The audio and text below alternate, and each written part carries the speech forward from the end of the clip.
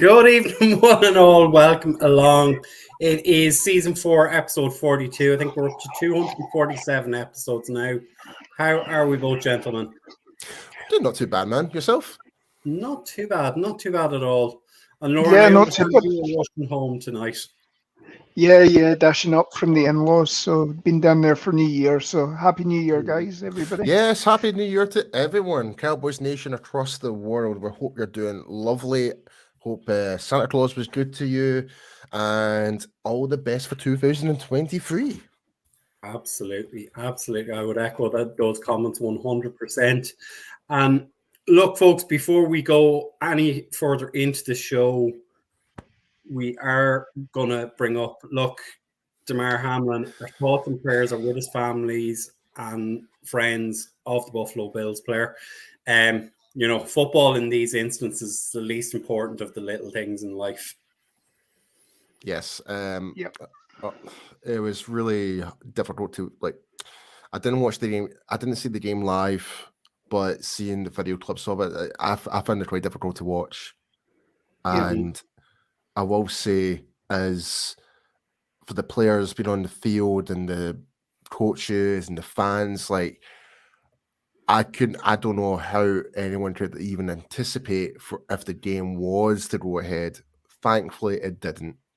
I will say that. So, but yeah, I hope Damar is recovering, and hopefully we'll hear some positive news in the next day or whatever, and that as soon as possible. So everyone from here in Cowboys Nation, from UK Cowboys, we're all rooting for you, Hamlin. Damar Hamlin, we're all rooting for you, hopefully, and thoughts are with your family right now. Yeah, I just want to echo. I mean, I remember back when Dennis Bird and Mike Utley, the Detroit Lions offensive linemen, when they were both suffered paralyzing injuries. That just thinking, how the hell can these guys go back out and play the rest of the game? And I certainly don't think they could have done it. After a potential death, as he reportedly was out for at least a couple of minutes. They were trying to resuscitate him and bring him back to life. So it's quite scary. And I mean, it's happened a couple of times in British American football games, and they've never carried on. But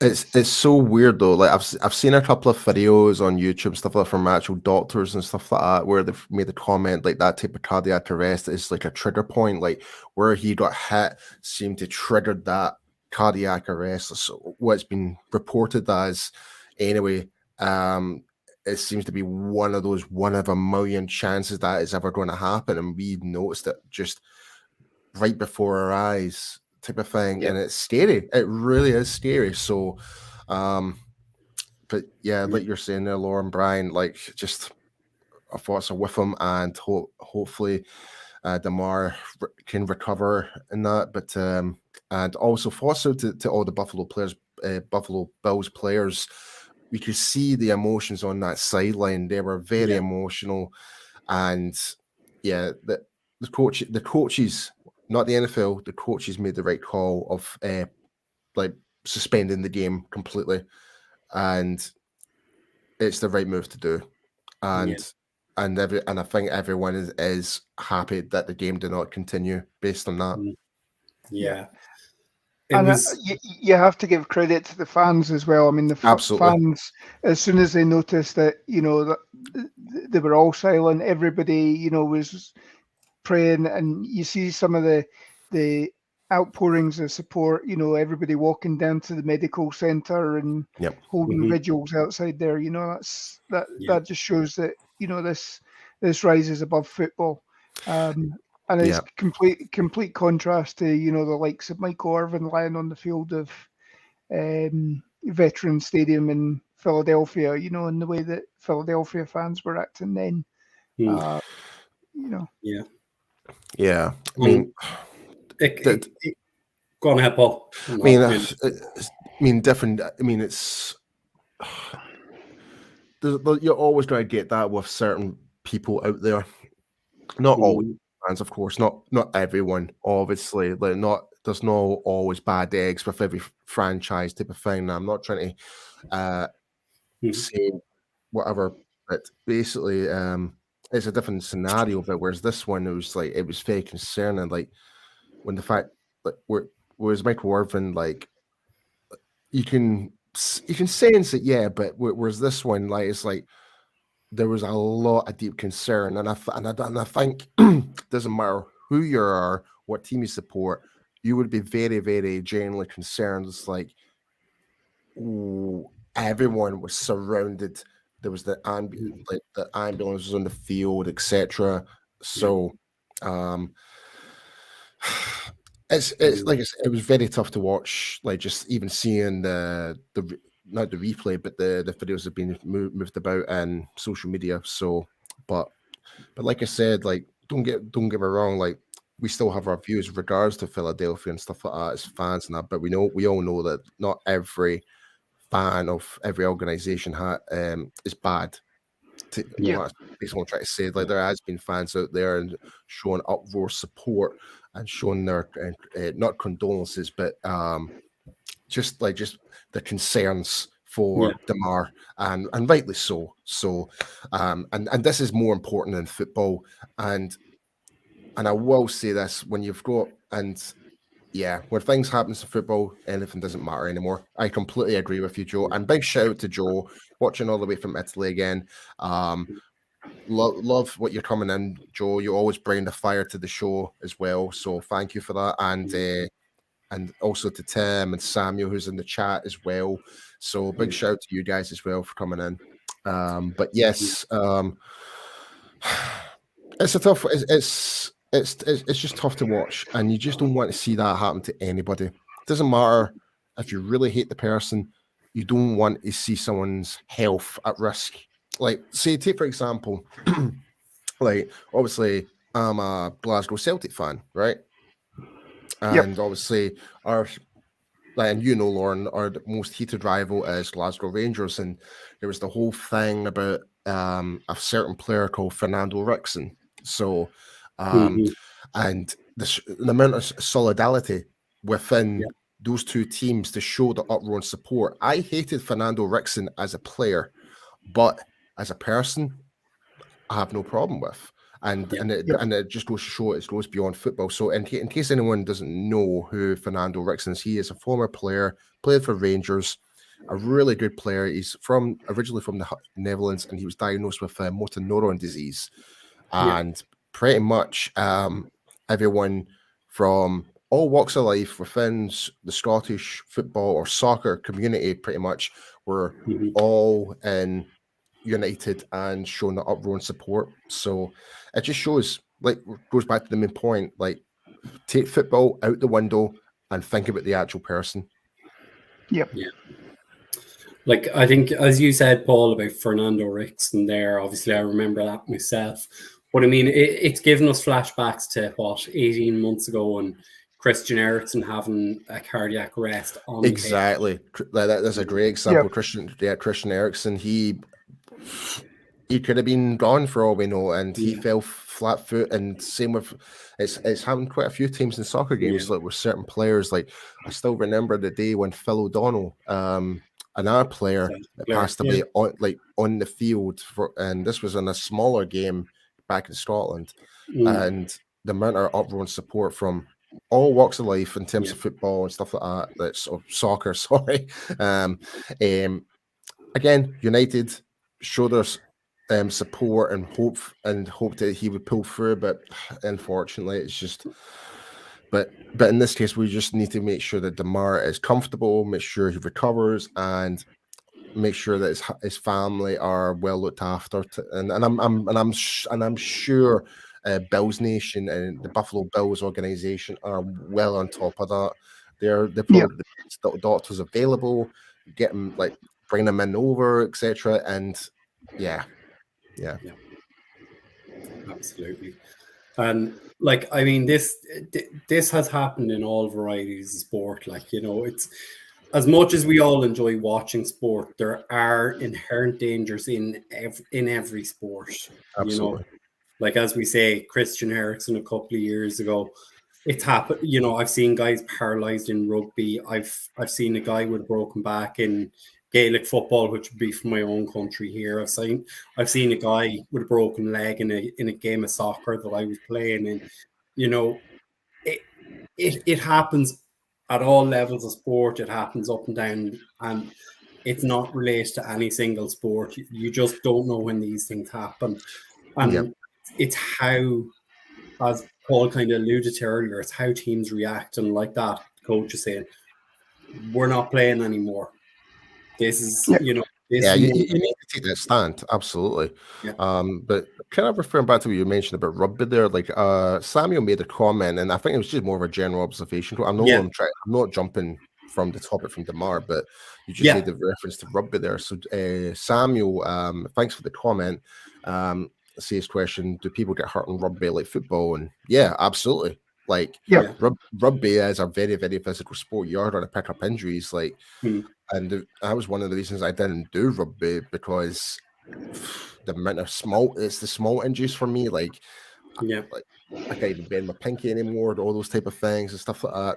It's all, you can get seriously injured in football or rugby or even soccer. Like you just mentioned there, Brian, any sport. So and you can be the fittest person. I mean, there's, you know, obviously they were saying that, you know, one of the things that could have caused this is that, you know, it's a bad timing of the hit, in that, you know, I think if you time it right, there's an electrical impulse. There's an electrical impulse. Alternatively, that's what the doctors were saying. That's what the doctors were saying. It was like that electrical impulse, and it just really kick-started it. It was like it managed to find that button somehow, really in the deep parts of his body, and it just really triggered it. And it's like that 1 in 1 millionth chance that was going to happen.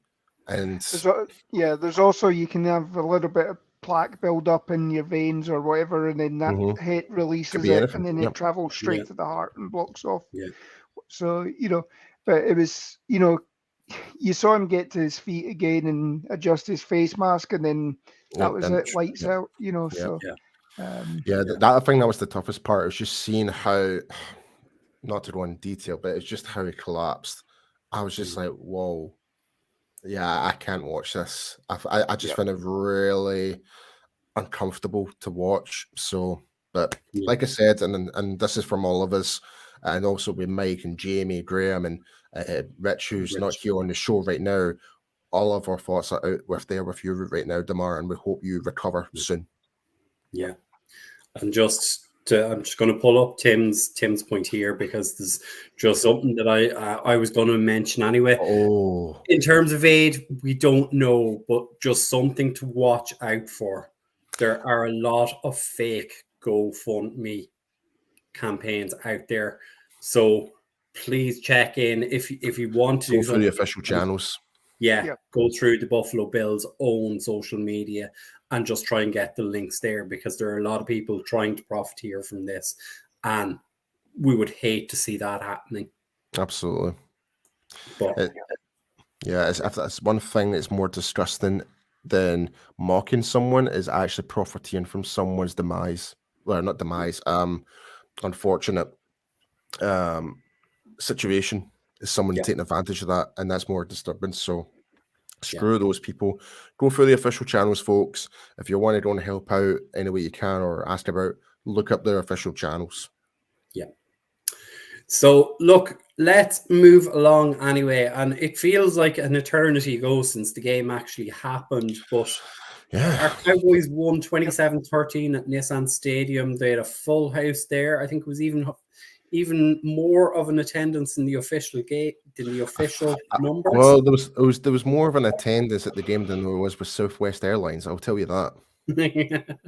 In case anyone doesn't know, there was a big problem with trying to get to Nashville and all across other parts of the US because of Southwest Airlines.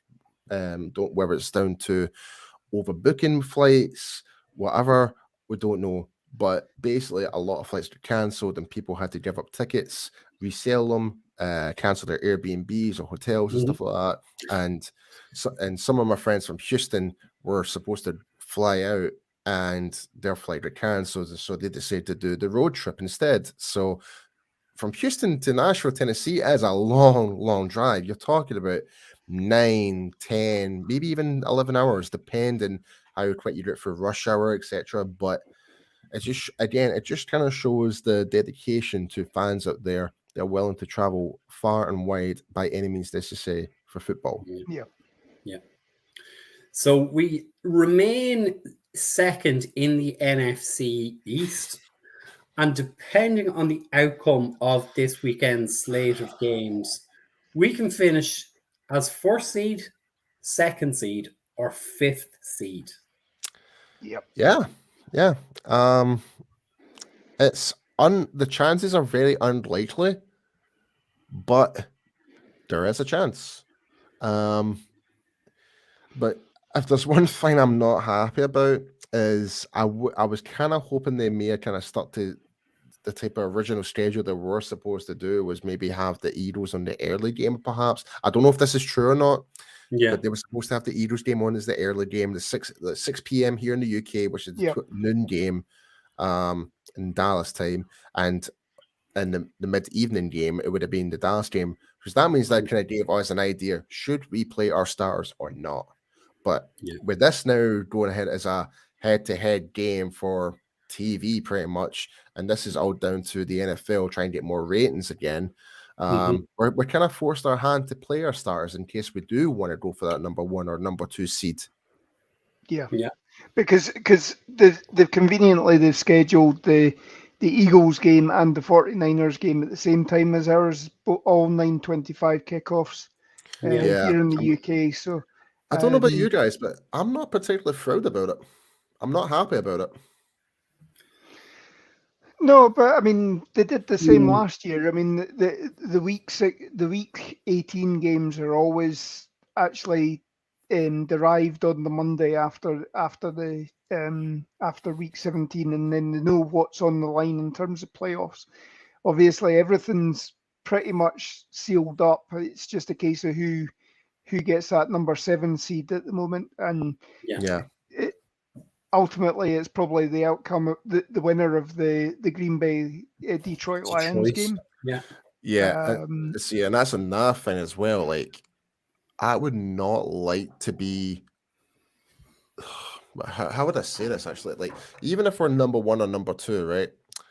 The chances are, and correct me if I'm wrong here, if we are like the number 1 and number 2 seed, the likely chances are, if we were to get into that next round, we're likely to play against potentially Green Bay, maybe.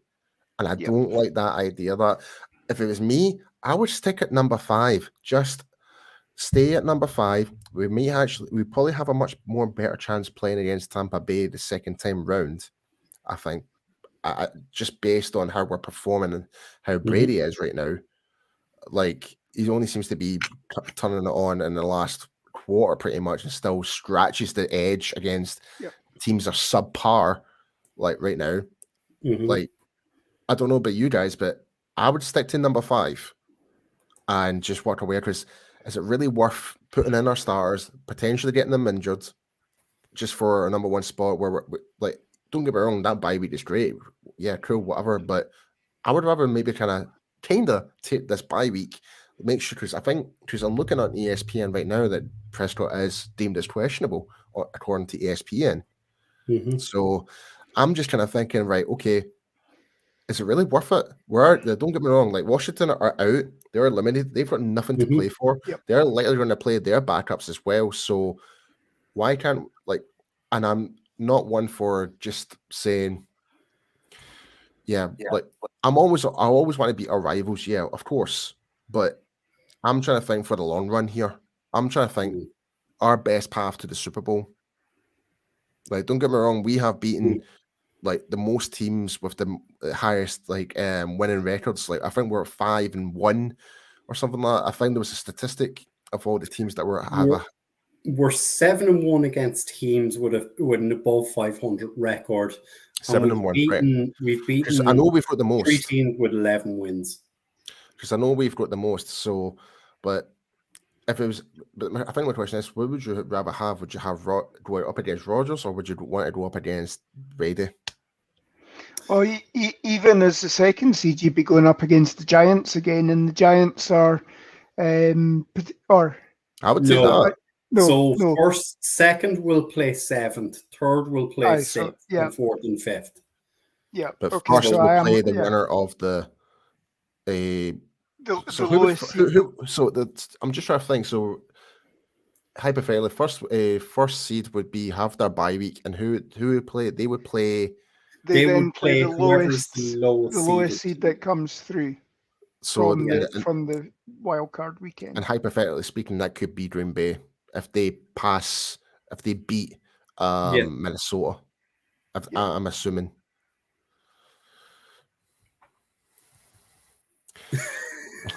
I'm getting a wee comment there, Brian. Don't know who's making this comment.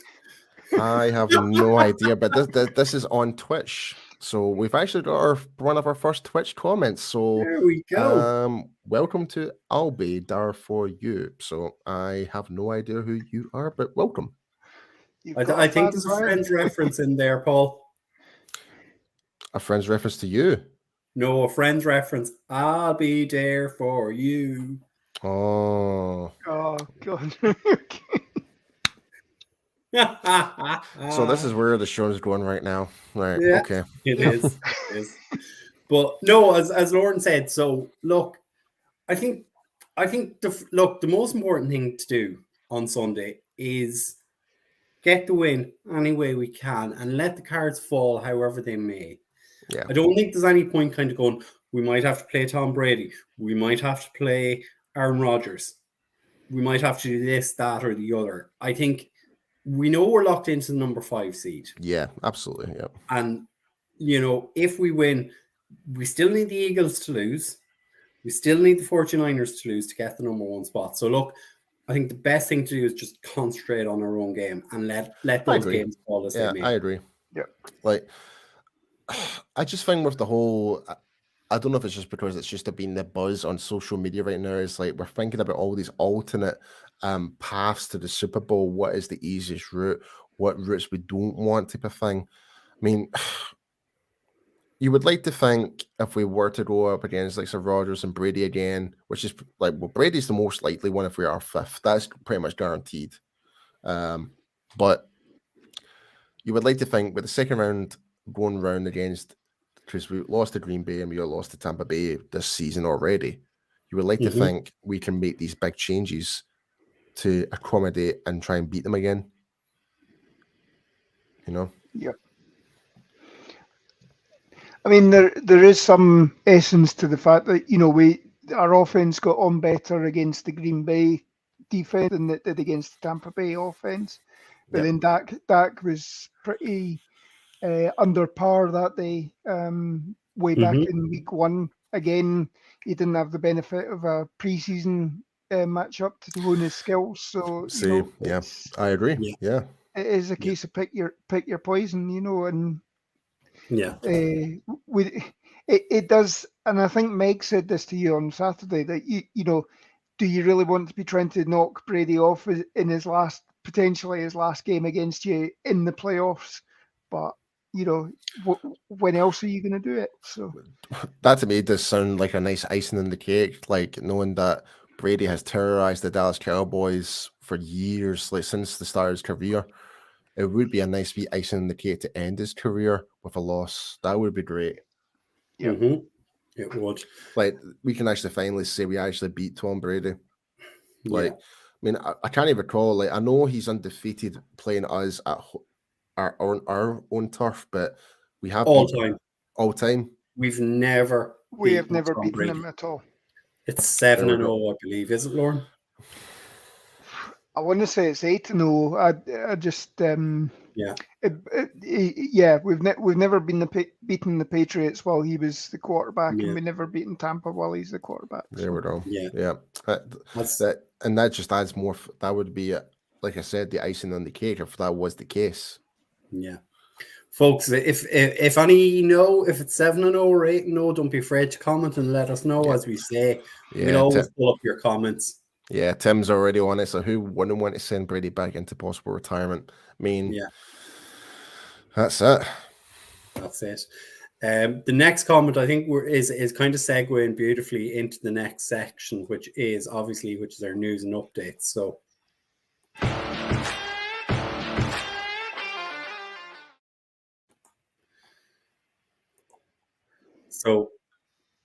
we do have a comment there from it's from DJ Dog, and he's just kind of saying, could we get Farniak back for the Washington game? Would McGovern move back to guard and Tyler Smith back to tackle? I don't have any update on that. So if either you gents have seen any news today, I've not heard any They are word. saying that they're going to activate his 21-day window to return to practice. But obviously he had a torn hamstring in the middle of the season. They need to see how it responds, and you probably need more than a couple of practices this week before you can think about even elevating him as well. So, and I think they elevated Brock Hoffman off the squad last weekend, who can play centre, but I suppose that's all going to depend on what they want to do on Sunday. We've now used our 3 elevations of him as well. So any more elevations, and you either lose him as soon as you take him back down, or you've got to keep him on the 53. So then you've got to make a place for him. And how you do that, because potentially you're talking, albeit it's going to be tight for getting Tyler Biadasz back, but they reckon Biadasz could be back for the beginning of the playoffs. If not the wild card weekend, then he could be back for the divisional weekend. But then you've got to get to the divisional weekend first of all. So I mean, well, here's the question for you guys: like, do you guys feel any way particularly worried about this game without Biadasz at all? Because for me personally, I thought when Biadasz went out, I thought McGovern actually did a good, solid job. Perhaps, I thought, just in general, I thought he did okay, given the circumstances. So for me, I think what the problem is that to move Conor McGovern into centre, it created 3 different moves along the line, and it's that consistent thing of we're changing. It's the continuity, we just seem to be finding a bit of balance, bit of continuity. Tyler Biadasz went out, McGovern went in 1, Tyler Smith went in 1, and Jason Peters came in, and you left Tyron Smith at right tackle and Zach Martin at right guard. So it's trying to write what's the best 5, where are the best 5 positions, and playing with that. It's so weird that we're still having this question all week here now. It's who is our best 5 offensive linemen? It's crazy to even say that now. And it's, don't get me wrong, we have jumped leaps and bounds in improvement as an O-line. There is still problems with our O-line, no doubt about it. But when you compare back to 2020 and then 2021 to this season, we have elevated massively as a unit, as an offensive line unit. But we'll just need to wait and see and what happens against this game against Washington. And like DJ Dog just kind of mentioned in the comments, is Washington's D-line are pretty good, and they'll put. But will they want to play their stars? We don't even know. But we'll save that for Thursday's show. Yeah. I mean, the one thing I would say is when Biadasz went down and obviously Tyler Smith moved into guard, I think because during the week the majority of his practice reps would have been at left tackle. When he moved into guard, there was a few areas where he got buckled, didn't block as well as as he's known to on the outside. That's maybe just not being prepared for playing the guard position as much as if he spent every single practice rep that week playing the guard position. So you do need to have some sort of stability in that what you do during practice during the week is what you do. Particularly for a guy who is a rookie, and he's been a more than stellar rookie, but you're still talking about some guy that's still having to learn the intricacies of playing in the NFL and the step up from that, and moving him inside it's a whole different skill set. And he's still then having to think about how he was doing it in training camp or whatever. So, but I think McGovern, all of his shotgun snaps were good. It wasn't like last year when Connor Williams was taking shotgun snaps and, the ball was going anywhere and, you're like, 1 minute you're having to jump up 6 foot in the air to catch the ball or whatever. Yeah. And let's not forget Connor Williams is playing center this year for the Miami Dolphins and doing a damn good job at it. Yep. As much as I hate to say it, he is. Whether it's more of a scheme fit or it's the coaching perspective, where it's Connor Williams didn't see the coaching instead of filming or whatever it is, but we don't know. But whatever it is in Miami is working for Connor Williams, and I really do say this with every inch of my body. It's like every player has a certain coach they can always click to. I don't think that was the case with Connor Williams and offensive lineman Joe Philbin. Yeah. But it seems to be happening really, really well in Miami. So fair play to him. Yeah. Yep. And this is the thing is, like, I know we all like to rag on about how great players are when they leave Dallas, and it's just a change of system. Change the system, change your scenery, fresh start, point to prove, motivation, like all those things above. It puts a fire under your ass, and I do apologize for using the word ass there because that's now being deemed as a bad thing now. It's because of the Sean McCoy. But enough of that. But yeah, it's but one thing I will say though is Tyron Smith at right tackle. I have to admit, like, I did have my concerns for him, like, and Lauren, as much as well as I do, like, playing left side to right side is a completely different dynamic. You're so used to kick stepping with one certain way and throwing your hip in that certain direction and having to kind of readjust it to your weaker side. Takes a fair amount of effort to even get into the swing of things, and Tyron's actually done, considering, like, we know he's an exceptional player. We all know that he's going to be a future Hall of Famer for the Cowboys, etc., etc.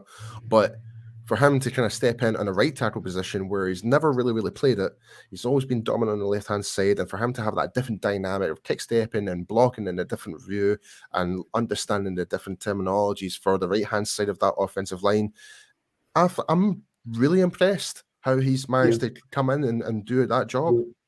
He did play his entire rookie season on the right hand side, but that's right. I completely even forgot about that. Yeah. You are talking that's 15 years ago or something like that. So even stuff like that will take time to readjust.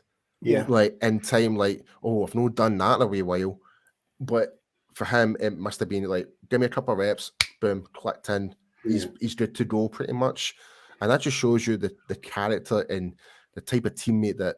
And not just that, like, he was like, just put me on a right tackle. I'll be happy to step in and be that guy. Like, that's a teammate right there. Yeah, I mean, Zach Martin was on the Cowboys Hour a couple of weeks ago, and he said that, literally when Terrence Steele went down, Tyron Smith was standing in street clothes on the sideline.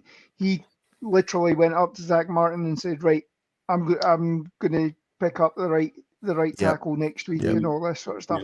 And Zach was like, "Are you sure?" And he's like, yeah. I want to get on the field. I don't want to disrupt, Tyler Smith. And you can say what you want about, some of these people who are coming back from injury that they want to reclaim their starting spot and what have you. But, that just goes to show the character of Tyron Smith, that he's willing to come in, play a position he hasn't played for a long time, not stake a claim back to, he's obviously seen that perhaps the writing's on the wall that, his heir apparent is there. And he's doing whatever he can to get on the field, not disrupting anything on this line. So, and the thing is just that in the time to his actual traits, he's got that baller mentality. Yeah. 100%. He's got what Micah Parsons have. Obviously, different position, different type of mindset for those positions. But in terms of the determination to be on the field and do whatever it takes to be a success and make this team work, that's Tyron Smith right there in a nutshell. But I'm loving the comments so far. Like Tim made a really good point about it's great to be good and selfless. Elizabeth's comment there, as you can see on the screen, Tyron took the right side, so not to disrupt the dynamics. Absolutely, completely agree with all these comments right now. So keep them coming in, folks. Keep them coming in. Yeah, absolutely. Just getting back to, as we said, the injury updates and the latest news. So Tyler Biadasz, Jonathan Hankins, and LVE, their injuries are not as serious as we thought, and they all should be available at some stage during the playoffs. Good. So this is really good, especially for this playoff run we're about to embrace. Not next week, but the week after. This is going to be good to have these players back and available. Hopefully, well, LVE in particular, I think. I think a lot of people are not really realizing the contribution he has brought to this team this year. Like, he's been very quiet in terms of on the scenes and on the field, but when you actually watch and dissect the film, he's been everywhere for the Cowboys this year. And make no mistake, like, I'm so glad that we brought LVE back in, but I think he deserves a new contract. Personally, for me, I would bring him back in. Yeah. I think on LV, I think it's going to depend on what Stephen and Will can sit down and do with him in the off season. Yeah, they might say to him, "Look, go and test the market and come back to us." Yeah, it might be what they do. I don't know, Lauren. Can they use the transition tag on him or something like that? You can certainly use a transition tag. Yeah, we might need it for others. But you might need it for others. I mean, obviously, you can only use one of the tags. You either use the transition tag or you use the franchise tag. You can't use both. What Dallas has done in the past is they do have a sort of agreement with players that, you know, go off, test the market, give us the first right of refusal, though, which the players don't have to do. They can just do whatever they want. They can go off and sign. But, you know, because of the camaraderie or whatever that's produced around here, and because you're seeing Jerry every day, it's not a case of that, you know, you only see the likes of Dan Snyder when things are going really good or really bad. You know, you as a player, you experience Jerry every single day. He's there watching practice, either you know, on the sidelines, or he's watching from his office or whatever. And that just, you have that relationship with him, so that you are more likely to come back and say, right, Minnesota are offering me this, and you know, but knock 10% off, and I'll still come back and play for you. And it helps that in Texas as well, you don't have the sales tax as well that you do in other states as well. That's a big factor for sure. I don't know, guys, this has just popped up on my screen right now, and this is going to be the last thing I mention about regards to like the Damar. Every team in the NFL have changed their social media presence to pray for Damar. They've got like his jersey number with his name on the back of it.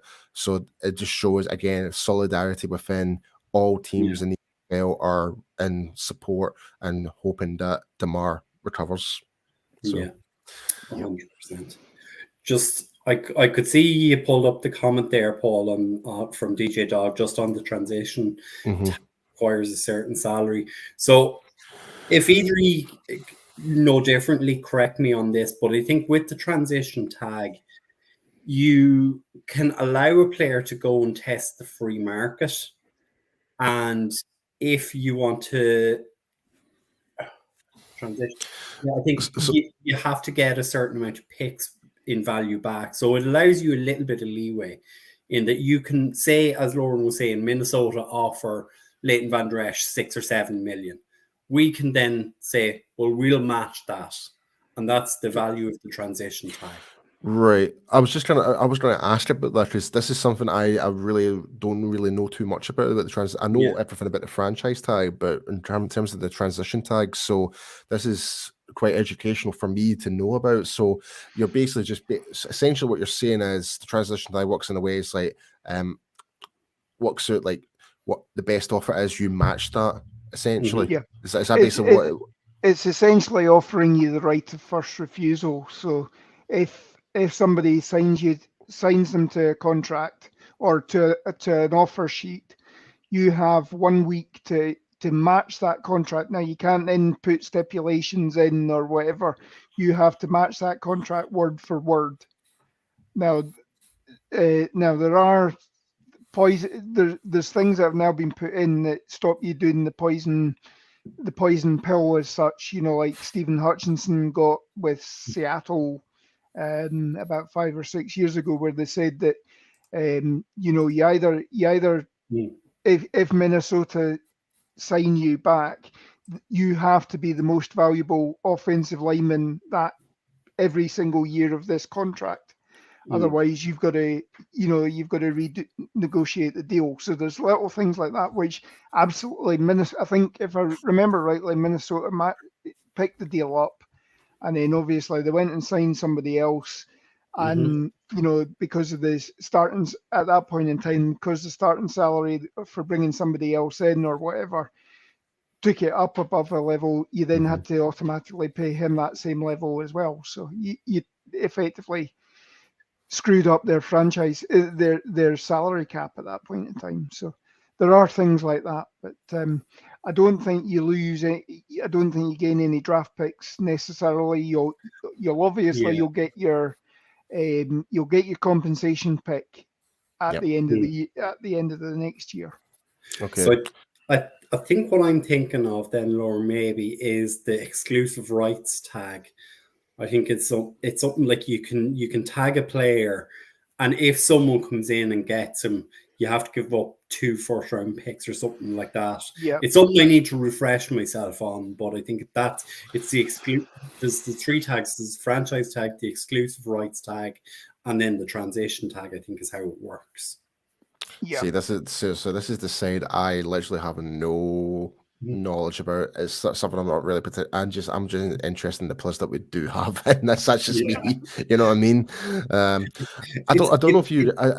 I don't know. Well, I mean, I was just going to say, like, I mean, for LVE, I just hope we do bring him back. Really, and end of the day, because I think he's been very underrated this season. He's not really put a foot wrong. Really, his tackling's improved. I thought he's getting, and like I think there's been a couple of games he's had like the total amount of tackles accumulated in certain games and stuff like that. And I'm just saying he's just not going unnoticed. Especially when you do watch and dissect the film, like what like we do here, and like so the guys like J-Talk and everybody else, like everyone's saying, yeah, we'd love to bring back LVE, but everyone's like, certain people out there still tend to think, oh, I've not heard much of LVE this season because he's not making much headlines or big massive plays. Doesn't mean necessarily that he's contributing to the team. So. I think with LVE, he's a lot like Sean Lee in that, unfortunately, he's just not been able to stay healthy. That's a great point, Lon. Yeah, that's a great point. But he puts the work in. I mean, the whole thing about obviously getting rid of Jalen Smith tended to, from his social media persona, seemed to be more interested but certainly, his social media. There was always something about clear-eyed view. There was always something about, what I'm doing for the Dallas community. The young it was hardly about football. All that it wasn't about football. You can see that LVE keeps it quiet. He's very much to himself. He's probably like Sean Lee. He sat there on a Friday night at 8:30 at night, haven't been in since 6 o'clock in the morning. He's probably sitting there watching another 2 hours of game tape or whatever. Much like Sean Lee, you hark back to the all or nothing where, after Dallas had been eliminated from the season, that, he was sat there watching game tape again and all this sort of thing. So you can see that with LVE, and he's, if nothing else, again, he's producing or helping to produce guys like Damone Clark and what have you, bring them on. Exactly. Yeah. And kind of as DJ Dog said, he said here, he doubts Dallas will tag LV with Damone Clark and the draft also. He likes him, but there's a lot of other contracts to get sorted out. And that's the thing is there's scarcity. And that's the world of Stephen and Jerry right now. Yeah. Like, and again, who are we to criticize Jerry and Yeah. Stephen this year? Because we thought we had it all wrong at the start of the season. Like the fact, like for example, the whole Randy Reddery situation, etc., etc. We did not expect things to pan out for the better than we expected, and it just comes to show that the front office know exactly what they're doing. Yeah, and we've been ultra critical this year, and rightly so. At the start of the season, it's like, why did we let him go? And we didn't really. Well, we did. Yes, we brought in Sam Williams, but we didn't think he would make a major impact, like this part of the season so far. And that's another thing as well. Sam Williams, like obviously I think he's now out in concussion protocol now. He should be back for this game next week, shouldn't he? I think he was playing in the. He played on Sunday. He had limited snaps. I did not even notice that. Yeah, I think he was he almost had a sack at one point. And because that was one of the other points in the updates is that he played on limited snap count. Yeah, I mean the one thing going into this regular season, you know, I think we all said that we probably thought Cowboys had 11 wins in us. You know, that we were going to be one win less this season than last season in terms of the talent level. We're now at 12 wins. We've potentially got the ability to go 13 wins, depending on how the team decide to play this next week. You know, so again, that highlights that, you know, the job that has been done by Will McClay, Stephen, Mike McCarthy, Dan Quinn. You hate to say it, but Kellen Moore as well. You know, Lunda Wells. You know, all of these guys, Joe Philbin. It's it really is something special that we've got going this season. Yeah. Just pulling up Joe's comment here. He believes we're going to lose LVE because he heard from other podcasters they're going to draft a linebacker in the first round. I'm not against it, but I'm not against it, but I would say there's three other areas that we need to be looking at in terms. I think it's going to be it's going to be in a best player available of the position that is more needed. I think if there's a really good linebacker at that position, wherever we are in the draft, then go for it. If there's a really good offensive lineman there, take it. If there's going to be a good cornerback there at whatever, take him. So I think it's just going to be one of those ones where like we're just going to have to keep an open mind for this year's draft coming out for next year. Just in terms of the news and updates, because we're 50 minutes into the show and we haven't started talking about the game. So Paul, I put in a couple of comments there at the end. So the first one I'm going to Zeke, obviously 9 games, 9 touchdowns. Emmett has the lead there with 11 in a row. The Sam Williams piece, and then it's now acceptable for your fans to boo you, even if you've the number 1 seed, and it's also totally acceptable for your backup quarterback to lose games. You're referring to the Eagles, irrelevant. Aren't you? Well, I don't know. I wouldn't say their name, would I? The Dirty Birds. Oh, of course not, mate. Of course not.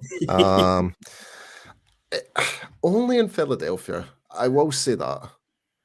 Like, I found it absolutely flabbergasting. Like, don't get me wrong, right? Yeah, you lost to us, and you lost to the Saints.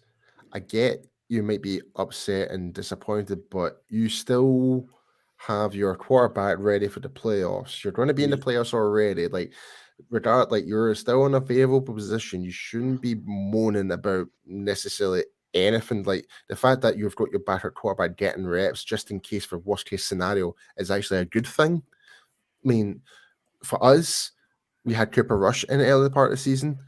At least we know that if Cooper Rush was to go in some point, either next week or into the playoffs, if that gets injured, at least we know we're like, okay, we're not going to be completely out of the woodwork yet.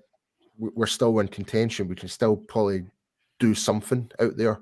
So I don't know why they might be. I just, again, it's just the Eagles. It's their mentality, I guess. I don't know. They're a special bunch of people, I have to say. I mean, the thing is as well, the Saints are no pushover team. The Saints were still going for potential playoff position. They, unfortunately, due to other scores, they've now been eliminated. It's pretty much the Saints are in the scenario of what we're going into this week against Washington right now. Yep. Like even though we're guaranteed playoffs, we're trying to achieve a better position in the playoffs, a better like ranking and against a lower opposition. That's basically what we're trying to play for now. But yeah. But in terms of, I do have one more bit of news for you, Brian. It's it's Antoine Wood's former Dallas Cowboys 30th birthday today. I did see that on social media before we came on, and I was expecting that one from you. Yeah, so big happy birthday to Twaka. Yeah, big happy birthday, my friend. And hope it is a fantastic celebration. But look, as I say, we're nearly 55 minutes into the show. This is going to be a record. And we have not. Mike is going to go absolutely nuts. Yeah, he is. So let's move in and talk.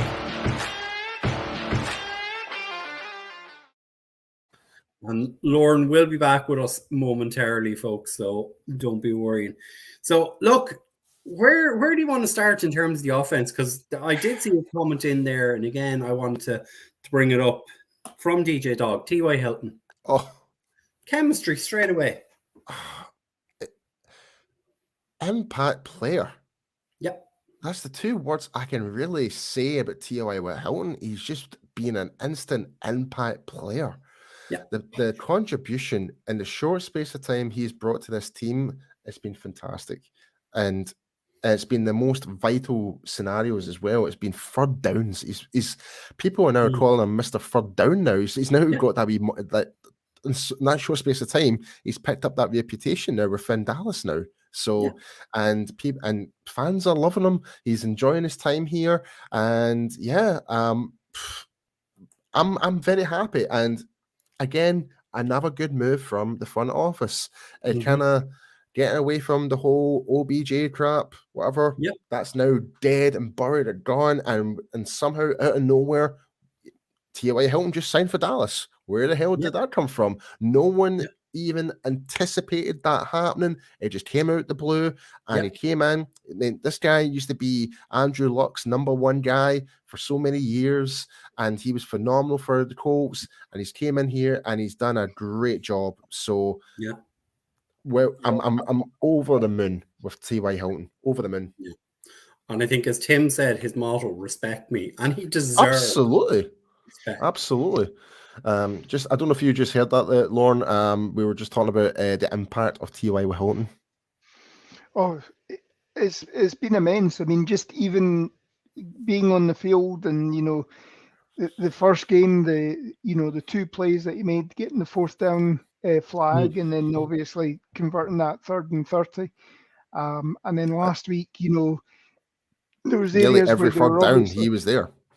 Yeah. Yep. And obviously the defense was clamping down on CD Lamb, and even though Kellen Moore did a good job of putting CD Lamb in positions to have a good game as well. I mean, just at points he was taken out of the game by the defense, and TY was there.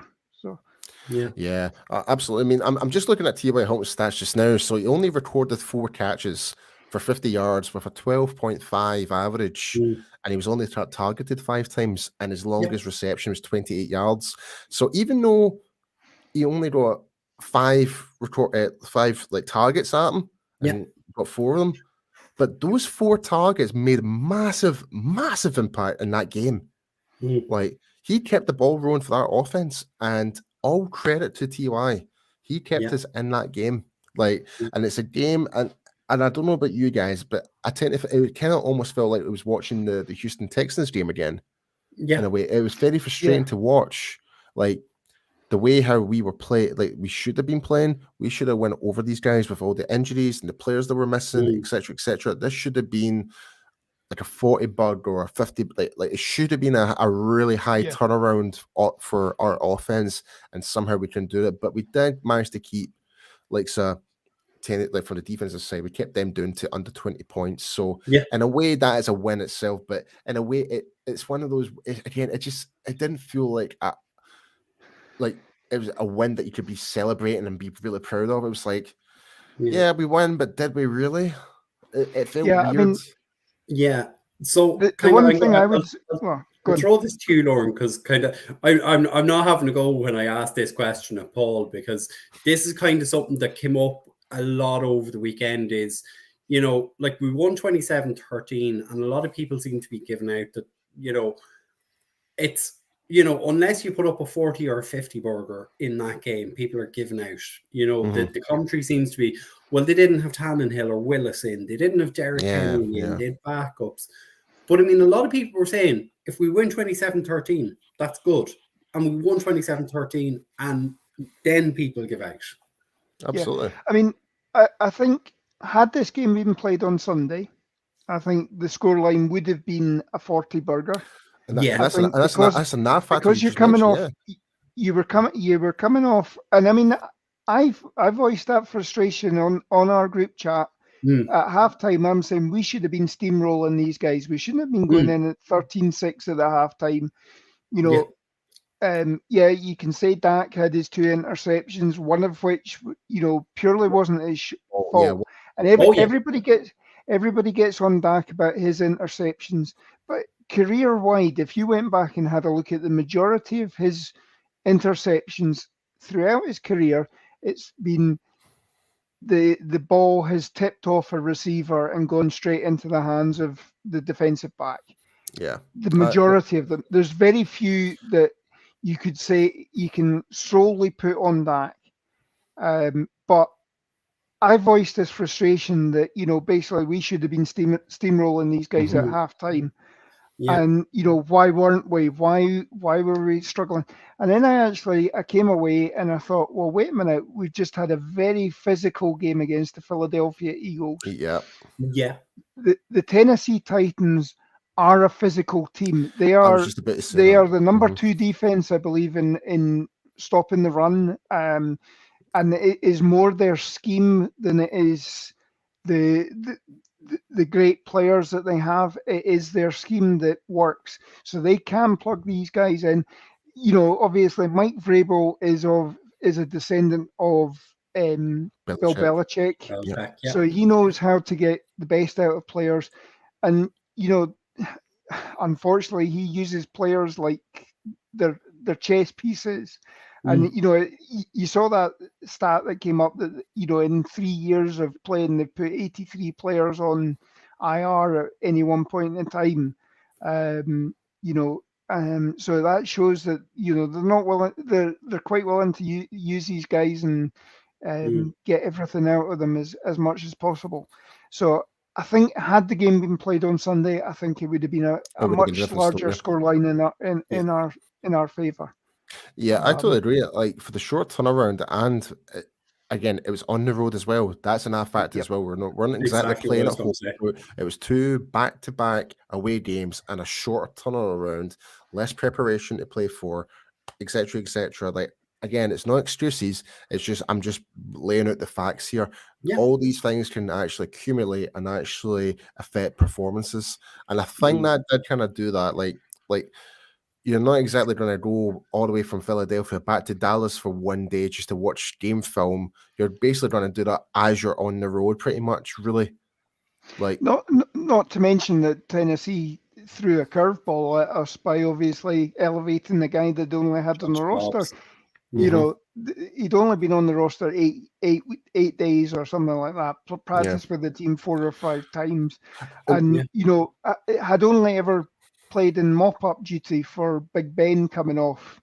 You know, so there wasn't the tape there that, you know, Malik Davis had played 3 games. That's when you start having ideas of, you know, what you're seeing with these guys. They were almost having to go back to look at Josh Dobbs in college to to try and work out what his tendencies were. Yeah. And to literally, I think it was only announced on the Thursday that, this was the case. They were going to elevate him and play him as a starter. Yeah, because we were thinking it was going to be what's the other kid's name Malik again? Willis. Malik Willis. We all thought that the kid from Liberty. We all thought he was going to be the guy starting, but obviously they still have obviously they kind of feel he's still got much to learn from the sideline perspective, so. But just to kind of bring up to your point, Lauren, you mentioned regards to Tennessee's defense in terms of the run game, and that kind of proves that they kept us down to 87 yards, which is a 2.7 per average on 32 carries. That's more carries than actual catches that we have. Well, 41 passing attempts, but 32 rushing attempps. But even still, Tennessee, regardless of Tennessee's who they had in the field, they didn't take a step down. They were relentless. They were relentless, and I will give them credit. Tennessee came out, and especially in that defense, they came out to ball out. They caused some problems out there. Yeah. And to be fair, I think their starting defense pretty much played. So it's more offensively was their biggest weakness, and that was clearly on show. They didn't have Tannehill, they didn't have Derrick Henry. They were missing a couple of guys in their O line. They were missing one. I think the only thing they did have was actually they did have all the wide receivers available. And there was moments of their wide receivers, like Treylon Burks had a ridiculous catch in that game for their offense. But it's we just kind of. I think now, especially when it comes to us, people kind of took us for granted when we were playing Damone Clark and playing DeLore Bland and stuff like that. It's these guys are late fifth round draft picks. We don't know too much about them, but they've actually been very instrumental to our team right now. And even T.Y. Hilton, no one expected T.Y. Hilton to kind of just jump in and be such an impactful player for our offense. And I think it just comes to show. I think it really comes to show the players' mentality and the coaches of actually doing their job properly, getting them into the right situation is making other teams think outside the box a little bit. You know what I mean? Yeah. Yep. And look, we cannot keep up with the comments tonight from everybody. So, look, thank you, folks. And it's great to see the people are interacting with each other in the comments tonight. Yeah, guys, even talk amongst yourselves in the chat. This is great to watch. We're watching your conversation come along. It's great to see. And I'm just going to pull up, and we're not picking on Elizabeth with this and saying that Dak is a gunslinger and coaching is giving him a chance, but with the interceptions, it's ugly. And we have a couple of people saying we don't want a captain check down either, and I think, to be fair, Dak is, as Lauren said earlier, look, the first reception was on Peyton Hendershot. The second interception, I think it was on Dalton Schultz myself. He just seemed to get beaten to it and then give up. He didn't even track Kevin Byard. Byard got away from him. Zeke went to put in a tackle. And I think it was Tyler Smith tackled him out over the sideline. I think also in respect as well, I think Byard actually read Dak beautifully, to be fair. He did. He read him really, really well. He disguised him where he was going and changed it in the very last second and picked it up. So, again, from a defensive point of view, from the Titans, it was a great play. Byard was, without a doubt, their best player in that game. Without a doubt. Just DJ Doug did come in and say that they were missing Jeffrey Simmons, which is true. And thanks for picking us up on that. As we say, we'll always be prepared to be corrected. And just to clarify as well, obviously some people are commenting via Facebook. You won't be able to see the YouTube comments, but we're getting, from our conversation, we're seeing all the comments mixed up there. So just in case that you're but there's only one or two people here, we're not really commenting. It's just we're seeing all the comments and from Twitch, YouTube, and Facebook. So just in case you're wondering, there's a big, massive conversation coming on. So, go on, Lauren. You had a point there you were going to make. Yeah, I mean, the one thing last year as well, the complaint against Dak was that the blueprint that Denver said was to actually go a zone defense against Dak, and Dak couldn't work his way through a zone. This year, he has been working his way through a zone, and it's there are instances. Do you want him to be captain check down? and play it safe, which again has been a criticism of the past, that that 49ers game last year, we were too simplistic with the ball until that last drive where we moved down the field and then we did a risky play and all this sort of stuff. Brett Favre probably through in those years where we were in the NFC Championship, he threw more interceptions than he threw touchdowns in the season because he was willing to take that risk. And there was games where he, like Tony Romo, was throwing 5 interceptions in a game, and they weren't benching him because they knew that at some point when the game was on the line, you could rely on him. I think I think us as fans in particular, like we just get so caught up so easily and not think about the bigger picture here. Like when you really do look overall and just like from a blank canvas and see and just look what Dak has done on paper and what he's done for the Cowboys, he's actually done so much for Dallas. Like just being a 4th round draft pick, being on the salary for so low, and he's now finally been paid the money he does deserve. I will say that, and I will back him to the day. He deserves every amount of money, but because we have that narrative as fans to our fan base, to our team, any interception mistake, it's like, oh, why are we paying him so much money? We always seem to kind of dwell on the negatives so easily and not think about the bigger picture here. Like here, in all honesty, who else would we bring in? Who else would we bring in instead? I can't really think of anybody that could actually probably do a better job under this offense right now. Yeah. Yep. 100%. Kind of, I know I said something there about Dalton Schultz about giving up on the second interception, but Dalton Schultz, two touchdowns in this game, seems to be coming back as a security blanket for Dak. Yeah, went for 56 yards for seven receptions and 10 targets. So he was getting a lot more of the ball this game, and I think we're just trying to get our money's worth out of him, especially with him being on the franchise tag, try and get his value up a bit and keep. Because I still do believe we're not going to see him next season. I think we're just trying to look to see if other teams are looking to potentially take him on for next year. Like try and get his targets up, but I could be. It's just my conspiracy theory, so to speak.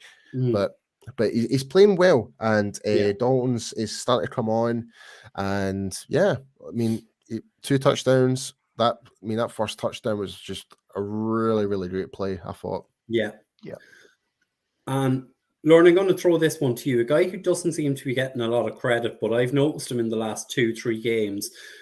Coming in playing fullback, adding his way to the offensive line, Sean McEwen. 100%. I mean that. I'm so glad you brought him up, Ryan. The Zeke Elliott touchdown scores the last 2 weeks against the Eagles and the Titans. That wouldn't have happened if Sean McEwen hadn't come in, made that scoop block to there was a guy in isolation. And meet at the line, push him back, and there's that block was phenomenal.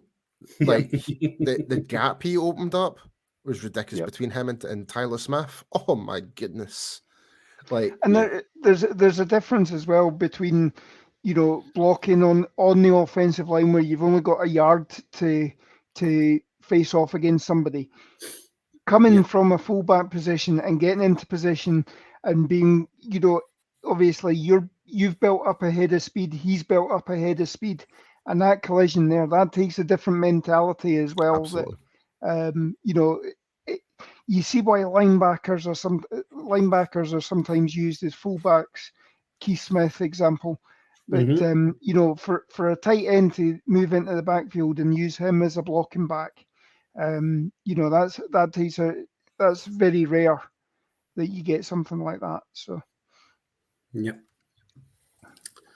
and look, before we do get off the offense, we've kind of spoken about the offensive line as well, but I think again, CeeDee Lamb, a lot of credit due this week. Number one wide receiver. He has now solidified that 100%. Yep. Not actually not 100%, 1000%. Like, don't get me wrong, they had a really rough start to the start of the season. Yeah. Dropping a couple of passes. I think with the whole, I keep saying this nearly for the past 4 weeks now, like the whole rumors, like, and I want to get rid of using this name now of OBJ, but that really does set that fire in CD Lamb to really prove a point. It's like, no. I'm the guy that's going to take the Cowboys going forward. And now he's 1,300 yards for the season now or something like that.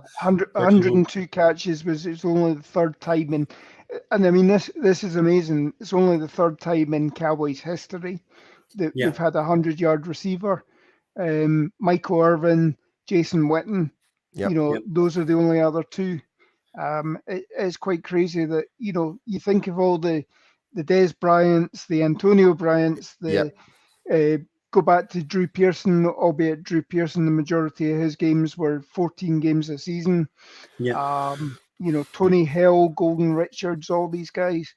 Oh, now we're going back in time there. To think that you've only got well, yeah, there is as well. To think that we've only got a 300 receiver or reception receivers is quite something. Yeah. And like, I mean, I think to even just to add to that, Lauren, is the fact that there were 5 games with Cooper Rush, who was basically I'm not trying to slag Cooper off when I say this. He was he wasn't throwing the ball as much as Dak is, he seems to be getting 10 receptions regularly a game. I would say, like, under Cooper Rush, obviously the chemistry between him and Noah Brown was more significant between than Cooper Rush than Lamb, because I think that had a factor into it. Like, I mean, Lamb wasn't getting targeted as much because of that reason. It's like, you target the guy that you're most comfortable with as a quarterback, and that certain time period when Cooper Rush was in, he did his job. He was targeting the guy that he had full trust on and worked with the most, and that was Noah Brown at the time. And Noah Brown was brilliant for those games. Yeah. And since Dax came back in, now we're seeing the Dak and Lamb connection reigniting again, and it's just great to see. And when you put it in that perspective, you could probably take away those 5 games in theory, and you could say, just from a outlandish comment, CeeDee Lamb's a 1,300-yard receiver in 12 games technically. Yep. So you're averaging above 100 yards per game, really. And that, when you really do think about it, that is wide receiver number 1 caliber player, right from the get-go. I mean, I've wrote the stats here. So he recorded 11 catches for 100 yards right on the button for 9.1 yards average. His longest was 34 yards, and he was targeted 14 times. Yep. That's wide receiver number 1 there, folks. Yeah. And as if you want to compare him against somebody that we gave away at the beginning of the season, Amari Cooper, 76 receptions, 1,100 yards, 9 TDs. Are we missing Amari? Yes. At the beginning of the season, I do miss Amari, because I still think Amari is still one of the best route runners in the NFL, and he's not getting the appreciation. And I think, again, when it comes to the Cleveland Browns, it really depends who your quarterback is. And with the Browns right now, they're having that transition between Deshaun Watson and whoever it is there. I think it's a bit of I think what Amari Cooper has done for the Browns, all things concerned, he's still done a good job, Yeah. But the point would be that, if Amari Cooper was let go next season, we'd still had him this season, you would have still been looking at trying to get CeeDee Lamb up to being a number 1 receiver next year. Yeah, and then it'd be that endless cycle. It was better to cut. Yeah, it was better to cut bait this off season, I think. So.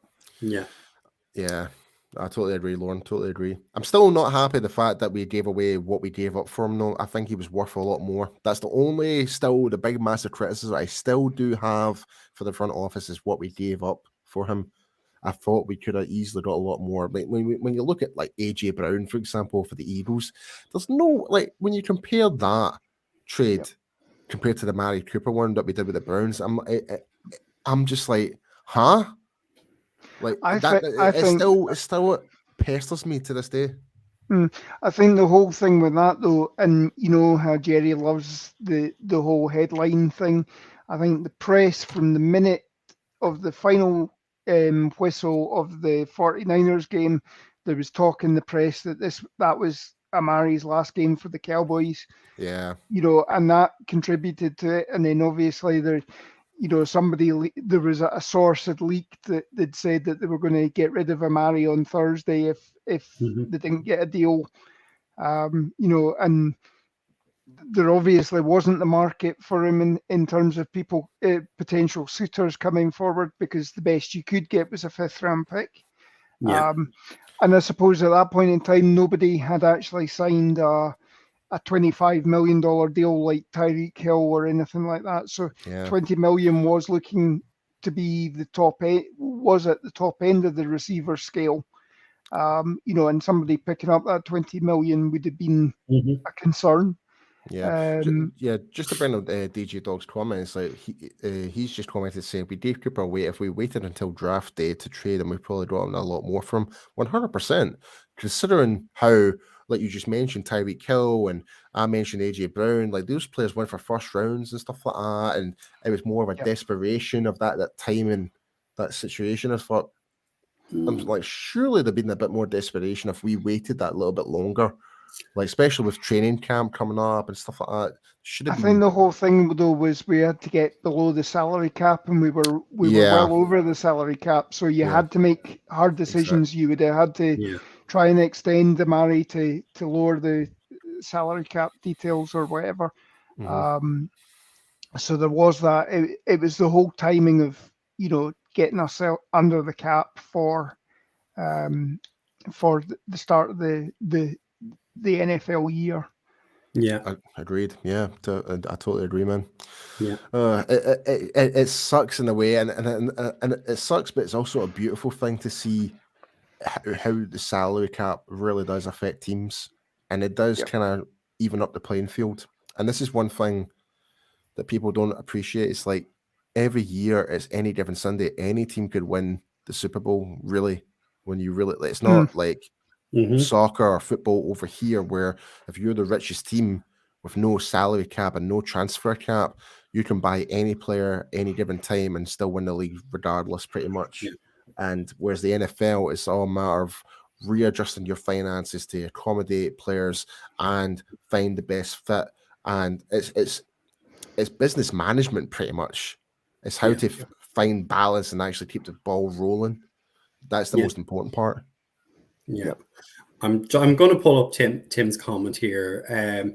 Paying Dak and Zeke killed Amari.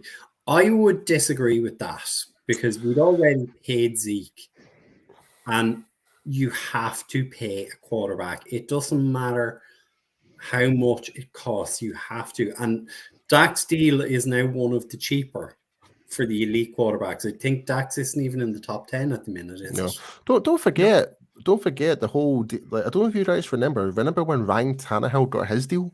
Tennessee. It was huge. Yeah, it was huge, right? And we were expecting to say, okay, well, Dak's going to earn a lot more than that, and we had no problem with that. But now, in perspective, now they had the Patrick Mahomes deal. It came in the $500 million for 10 years, whatever that deal was. I can't remember the exact amount, but it was a lot of money. But now you've got like the whole Lamar Jackson coming up. You've got like who knows? Everybody like Josh Allen, Joe Burrow. Like those guys are going to earn a lot more than Dak Prescott is easily. Just the way how the things are elevating with the NFL, inflation, etc., etc. It's like, and people are not realizing inflation has a part of it into it as well. Like, yeah, when things surrounding outside of football goes up in price, then the price tag needs to go up as well. So again, it just goes back into the whole business ethics of everything. It's like people are just like, why are we paying? Why is he the highest paid? Why is that? It's just like, well, give it 2 years, it won't be. Yeah. It's like it's just a continuous growth every year. Yeah. Yep. Look, we're an hour and 20 minutes in, and as you said, Paul, I think Mike is going to kill us when he sees big this. time. He's trying to kill us, man. Well, really. I think let's flip it over and talk.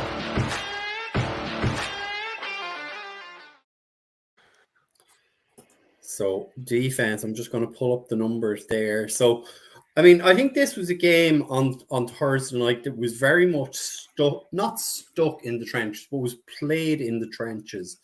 And our O-line held up well, didn't create many openings, but you're playing one of the best fronts in the league. But our defensive front held up as well. And we finally had a couple of sacks.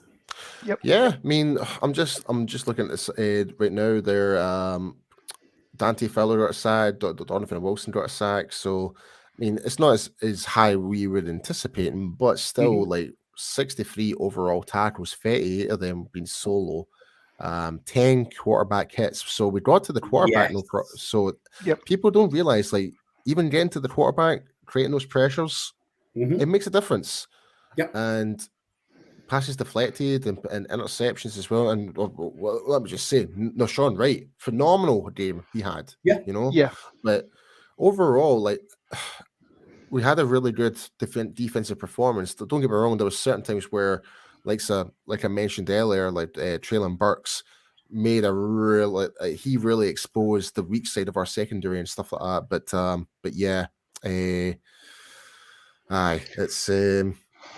I mean, again, the thing with Burks, the one tiptoe sideline catch that he made, and then obviously in the Sean Wright tried to make a tackle, but had fallen to the floor, and then that allowed him to get the extra 20 yards or so to set up the field goal for halftime. Take that aside, the secondary was picked on. Diggs gave up a couple of gave up a couple of receptions because of his high roller stakes that we're starting to see again this season from last season.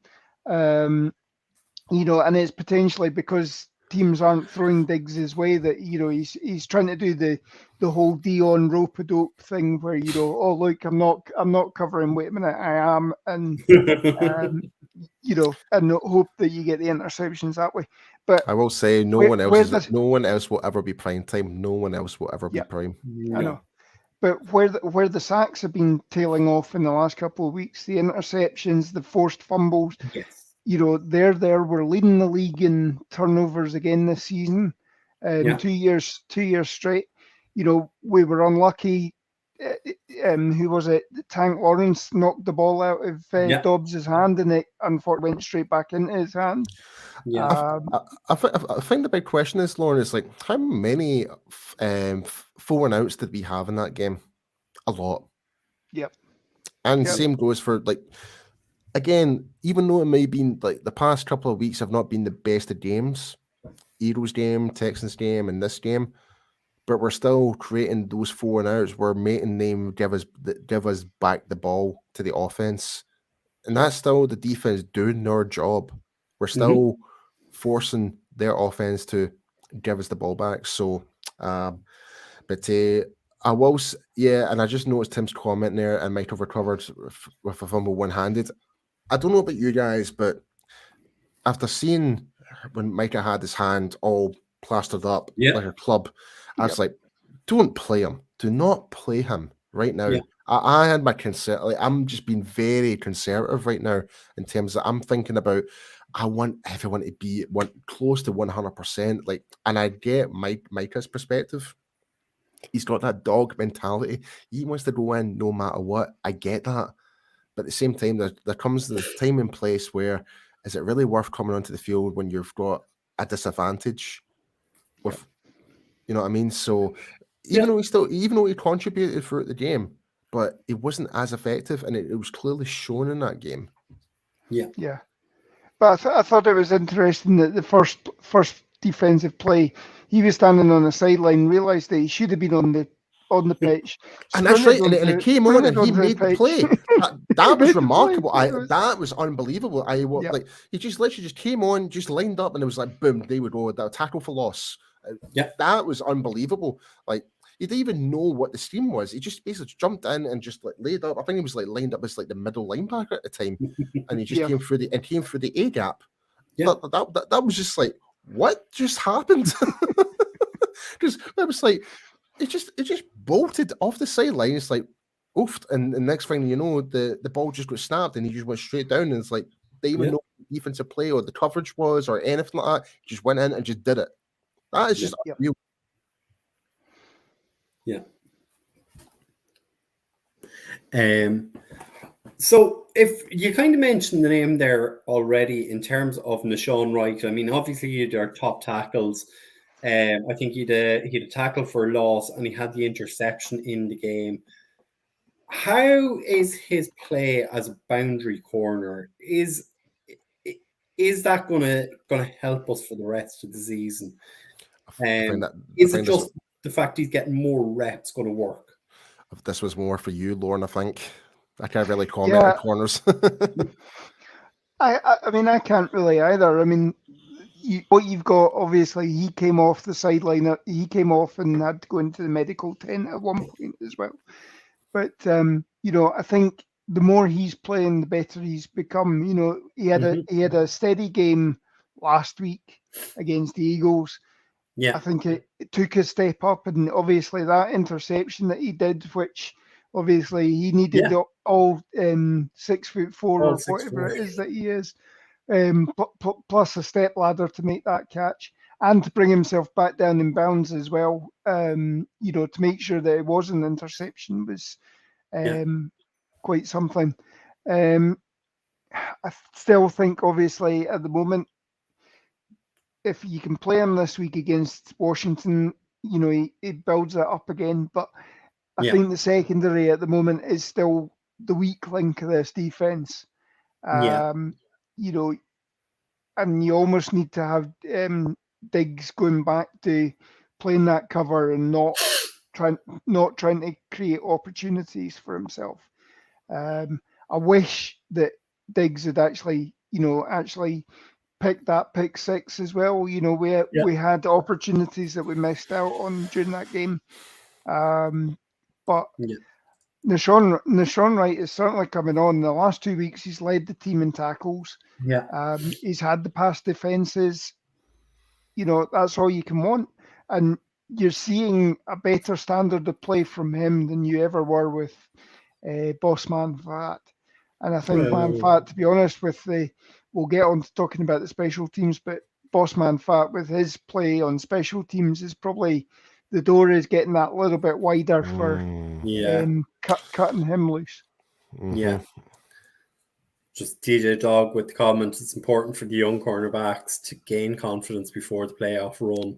Yeah. And I think hopefully like that, look, if we can get Nahshon Wright in for, even if it's for 60% of the snaps and he can put up similar numbers again this week, it will be good just to give him that boost and that kind of muscle memory and knowing what he should be doing and when he should be doing it. Totally, 100%. Like, just from a general perspective, like, given any of these backups, any game time up to this point of the playoffs, all we know, it may take one play, and next thing they know, they're in amongst the deep end. So, if we can even, like, because you don't want them going into a hot game when they're cold, essentially. So even reps like this, like, I'll be more than happy to see more Nahshon Wright for and we'll talk about this in the pre-game show. But I'm more than happy to see more of the backups getting more role because they will have a what's the term that they will have a role to play going forward for sure. So like, I mean, I think our safety play is covering a lot of the secondary as an overall unit's deficiencies because Curse, Hooker and Donovan Wilson, you're consistently seeing their tackle numbers, their passes defended, and you're not seeing a lot of plays go across the middle. But it's the worry you have is coming up against potentially a Justin Jefferson. Yeah. That he's going to pick the side where Nashawn Wright is and potentially burn you. I think also, though, I mean, just playing all these guys together, there was breakdowns. The touchdown that Dobbs threw, Yeah.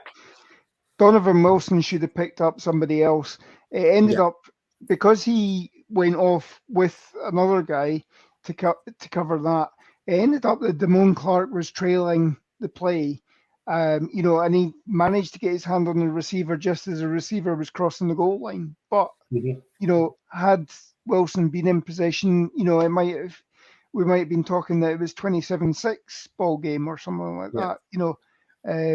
There's little breakdowns there. I've also heard on one of the podcasts, we're playing too far off with whether it's a case of not wanting to give up the big play. We're not playing press coverage. We're playing off on the coverage, which then gives the receivers the benefit of the doubt. They've got the advantage because they can put a double move on.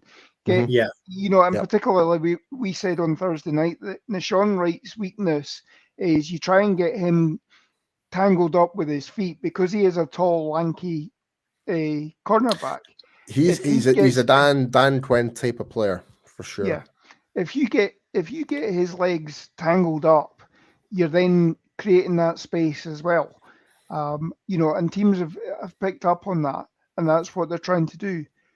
So, for God's sakes, get up there, get in his face, force it off the line, as long as you don't give up the penalty by holding on to him after 5 yards or whatever. But you do run the potential that if the receiver can break off the line, you are hanging the cornerback out to dry potentially, that you could have these long bombs, which we haven't seen in recent years. Yeah. So if we flip it into an area you guys are more familiar with in terms of the defensive line, I'm just kind of seeing the numbers go through the bottom of the screen there. And again, we're getting contributions from everybody. Like Dante Fowler, 2 tackles, a sack, a tackle for loss, 2 QB hits. DeMarcus had 5 tackles. Carlos Watkins had 5 tackles. The rotation that's there along that defensive front is helping. Before we mention that, apologies to Elizabeth. We will leave the comments up a bit longer, so thank you for highlighting that to us. We appreciate you mentioning that, so we will leave the comments a little bit up on the screen a little bit longer for you. No problem. Sorry, Brian, can you say that again? Just in terms of the defensive line, I mean, I think the rotation we have and guys are in and out. Guys are being kept fresh so that you're seeing different guys each week contribute. As you say, absolutely. DeMarcus 5 tackles. Carlos Watkins had 5 tackles. Dante Fowler had 2 tackles, but he had a sack, he had a tackle for a loss, he had a couple of quarterback hits. And it's a different name each week that's popping up and dominating. And every player has different traits and different attributes to their game. And we're seeing this Pandora's box a little bit. You just don't know what to expect with our defensive front, even our linebackers as well. But especially when it comes to the running game, run defense. But man, all credit to Aiden Dudley. All credit to him for getting the players up to their potential. Like he's getting players that are like you just mentioned there, Brian. Like we've got nearly every single player in that unit making contributions. I think there was a couple of games earlier in the season where every player in the defensive line and even in the linebacker core, I can't remember our linebacker coach's name, but every player in our front 7, whoever it was on the field, and every player in those units contributed to those games. All from solo tackles to assistant tackles, they were all contributing, and we're seeing, and nearly every time I look down on the box score, every time for the game summary, our defensive list of players of contribution is massive. You're talking about at least 25 players contributing, like, and this is including cornerbacks. Don't get me wrong, but that's a lot. Yeah. Like, and you're seeing other teams with maybe like 10, 15 players contributing to the team because they're not bringing in rotation. They're sticking to the starters all the time. But we're bringing in players like for third down scenarios, red zone defense scenarios, etc. Different coverages, you name it. We're like, Dan Quinn has certain players for different scenarios, and he's playing them to their actual best capabilities, and we're seeing that. Yeah, completely agree that, you know, as you say, Paul, you look at the stats and just you're almost needing a whole page of stats for the defense, which you know is something that's again, I hate to say it, it's incredible, you know, that you're seeing this contribution from everybody on the team, you know, and yes, there's been issues that, you know, we had that low point where we were giving up all the running, you know, giving up the 200 yards for 3 straight games. But, you know, we're scheming against it now. And, you know, the latest thing is that we're not necessarily generating pressure, and that's because teams are aware that we're a stunt-based team. And ultra aggressive. We're very aggressive as well. If there's one thing I do like, but it's also the Achilles heel for opposing offenses, that run play option. That's always been our Achilles heel because we're that ultra aggressive. Yeah. And I mean, you guys have alluded to it already. I mean, when I'm pulling the numbers together for each show, it's so hard to leave off players because you're like, where do I stop with the defensive numbers? Because, you know, there's so many different things that go into defensive statistics. Like, obviously, you have tackles, solo tackles, assisted tackles, tackles TFLs, for loss, tackles for loss, all that type of stuff. QB pressures, passes defended, interceptions, fumble recoveries. And, you know, like, I could have a line going through that would take 2 or 3 minutes if I put everything. And not to mention that as well, Brian, like when you watch the film, particularly more on the north-south camera view where you're watching it, when you see like a running back going into the A gap and he is forced to go into a different gap, that's that defensive lineman doing their job. They've stopped a running back from going to their primary objective. That's a win. That's a win. And that's the things that don't show up on the stat sheet that never. You know, that we don't talk about very much because it's not a stat, which is annoying in some ways, you know, because you don't get to talk about those things, you know. And it's why defensive tackles get a lot of griefs, like, oh, they don't put up any numbers. Well, as Paul has said, if they're blocking their gaps up properly, running backs aren't getting yards. And defensive tackle, unless you're like Aaron Donald, who is like that hybrid, he's like a defensive end, but he plays it to a T in a defensive tackle position because of his speed and lower sense of gravity. He can get underneath those offensive linemen more effectively than your 300+ pound defensive run stopper guys, nose tackles who are there to basically take on double teams, take on those blocks, whereas Aaron Donald is the guys that get in those gaps.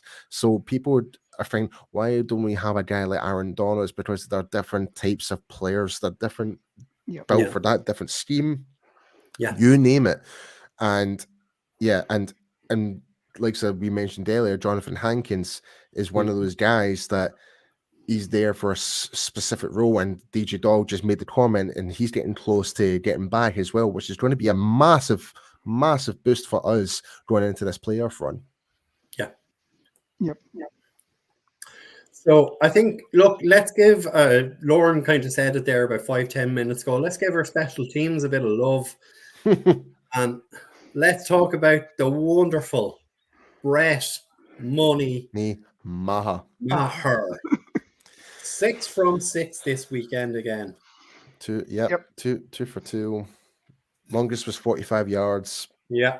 Scoring, 9 points in total? Is he not actually the highest scorer in the NFL right now? He is the highest scoring yes. player in the NFL this season. So I made a tweet earlier this week about Money Maher. And this is an appreciation tweet. I might add, I did a poll and I asked everybody on Twitter, Cowboys Nation, to get their votes in for, there's like player of the year, offensive player of the year.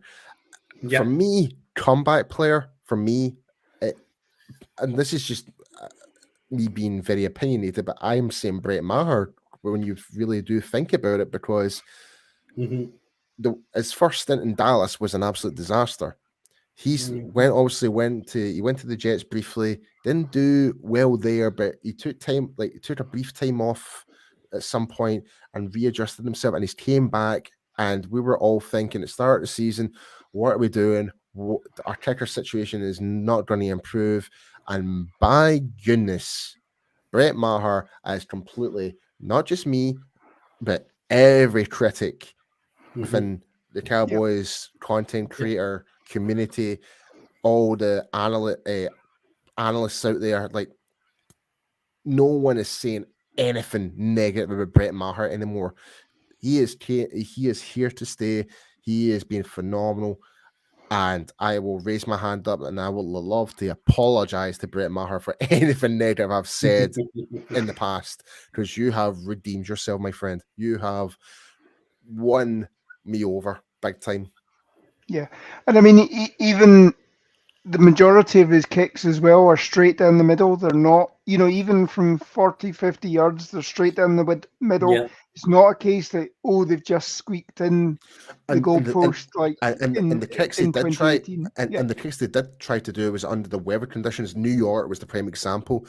They tried to do that during the pre-game against the Giants, because they were testing the wind to see, like, trying 50 yards and 55 yards and 60 yards. And obviously he wasn't making those before the game started. And obviously we had the opportunity to go for the field goal in some cases in that game. We decided not to do it. It was the right call, etc. And there was one scenario we did have to do it. And yeah, it did go wide, but understandably, the weather conditions, it was unpredictable. So, and yes, I think it's absolutely criminal that he did not make the Pro Bowl. Criminal, considering how key Brett Maher has kept our season alive this year. Yeah. I think we commented on this again last week. So obviously the Pro Bowl was announced, 10, 12 days ago at this stage. Yep. And in that time frame, a second kicker was called up for the NFC. Yep. Jake Elliott. And Jake Elliott has missed more kicks but that this is season. just it's a popularity contest. I'm sorry. Yeah. Like, just because the aid was a 13 and whatever does not justify your kicker position. Jake, don't get me wrong, Jake Elliott is a good kicker, but he's not playing to the consistency and robustness that Brett Maher has produced this season. That is a fact. That's a stonewall fact. Yep. I think Jake Elliott's there because he was a Pro Bowler in previous years, and you can say that last year when Tyron Smith got voted to the Pro Bowl and what have you, a lot of that was probably more on reputation than the actual play, because he wasn't on the pitch that much. There are things like that where, unfortunately, with the Pro Bowl, if you've been there 1 year, you're more likely to go the next year, whether if you just keep at that same level or you have a small drop off. I'm going to bring this comment up actually, and I actually really agree with it. I agree with this 100%. Yeah. Joe just made this comment. It's okay. We'll trade a Pro Bowl with a Super Bowl. Yes. Well, 100%. Yeah. Here's the thing, and Lauren, I know you'll be able to back me up on this one. Was it our defense for the 1992 season had one Pro Bowler and we won the Super Bowl and had the number one defense in the NFL? We didn't have anybody on the Pro Bowl on the Pro Bowl roster that year. Didn't We had have the a number player. one defense, and nobody was selected from the defense. All of our Pro Bowl selections were the offense. Yeah. So it just goes to show you just never know what way these things are gonna flow out. At the end of the day, it's a popularity contest, and there's some players that don't like. I'm sorry, but the Pro Bowl for me is just more of a gimmick. More nowadays, like it's cool to be recognized by fans, etc., and stuff like that. But when you really don't put actual consideration of players that have actually made major impact to teams and turn things around for them and don't get recognized for it, that's the problem I have. Yeah.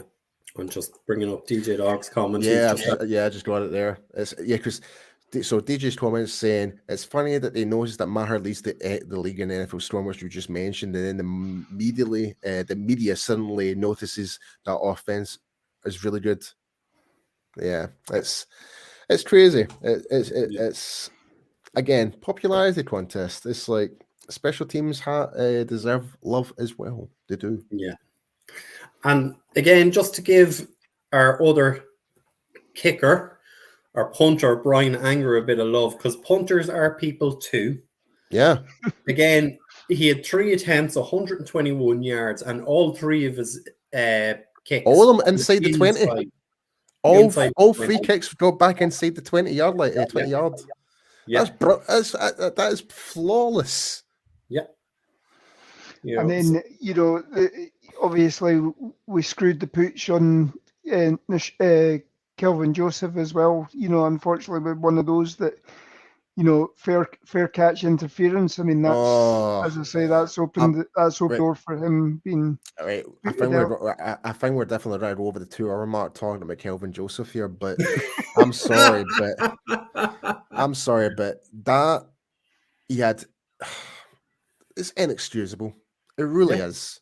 Like, he had intention to do that. You saw him lead his knee out to make contact with the guy who was going to catch the ball. I'm sorry, but Joseph just basically signed away his future with the Cowboys there. I really do. Because that there could have cost us something more. That could have it could have changed the momentum. It could have made more of a bigger impact in that game. Thankfully, it didn't. Thankfully, the team, the Dallas Cowboys, we overcame that and we still got the win. Thank goodness. But Joseph's a liability now. Yeah. It really is. And I'm really want to root for the kid. I really want to do I don't want to downplay any player that we do in our team. Well, you know what I'm like with previous players and stuff like that. Like, if I have a really negative view about a player, I will say it. But Joseph, man, like, he has potential to be really good, but he's not doing himself any favors at all, and he's not playing what you would expect from a 2nd-round draft pick. I'm sorry, and especially now you've got players like Deron Bland out there, and etc., who are really like coming out to light, and even on special teams as well. It's like other players are really making more impact as well. Yeah. And that's a great comment from Tim. He's got some maturing to do, whether here or somewhere else. I don't see it being in Dallas personally. I think we're going to move on from him. But I think it's going to be one of those ones. It's not going to be a surprise to anyone if we let Joseph go. I really do. Like, as they say, Nashawn Wright was taken a round and a half later. He was picked 99, wasn't it, Lauren? Something like that. Yeah. He was picked 99 or pick 100 in last year's draft.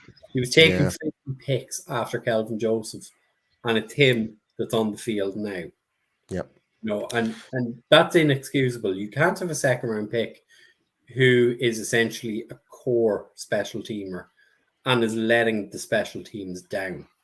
Absolutely. I totally agree. But I'm still wanting Joseph to like really change our fortunes. I really want him to kind of like stand out, do something, make an impact. Like, there's been times where in special teams on kickoff or a punt, he really did look really, really good. But in moments like this, it's inexcusable. Yeah. Like, you'll get flagged for that every single time. And for him to kind of shrug his shoulders and pretend it's like, oh, I didn't touch him. I'm like, no, no, Kelvin. We knew what you were doing. Yeah. There was no need for it. He called the fair catch. There was no need for you to talk, like make any contact at all. But it is what it is. Yeah. And the thing is, if that was an isolated incident, you would go, okay, I can forgive this once. But this is one of a catalogue of incidences with Kelvin Joseph. And it's on special teams and it's on defense as well, you know. And as Tim is saying here, aside from Joseph, our drafting has been on point. It has. Our draft process has been probably one of the best in several years. And this is all credit down to Will McClay, who we had on the show on draft day earlier this year. And all fair credit to Will McClay. He's done an exceptional job. Like, don't get me wrong, there's been some picks that didn't work out, but in the overall perspective, the general way of looking at things, we've been very, very successful when it comes to the draft. We didn't expect Tyler Smith to be brilliant. We thought he was going to be a second round guy. Like, Jerry had him ranked higher, Will McClay had him as a first round, and we were like, really? But again, the front office proved that they know what they're doing. Yeah. Yep. And I mean, I think that was part of what Will was saying was, you know, he has a lot of traits that we like, and the materials are there to work with. And I mean, it's a matter of just building them too. Yeah. The plan never was for him to be the left tackle this season. Yeah. He was supposed to be the guard. And he has held up in how he has played. He hasn't been spectacular. I wouldn't put him in a rookie team of the year. Yeah. But as I say, he's playing at left tackle, which is one of the most difficult positions in the entire NFL to play. Absolutely. And has done a reasonable job. And for 99.9% of all quarterbacks who are right-handed quarterbacks, that's your blind side. Yep. Yeah. Like, that's the most important. Like, whatever tackles your blind side, that's the most important role. If you're a left-handed quarterback, then your right tackle is more important, you know? So, but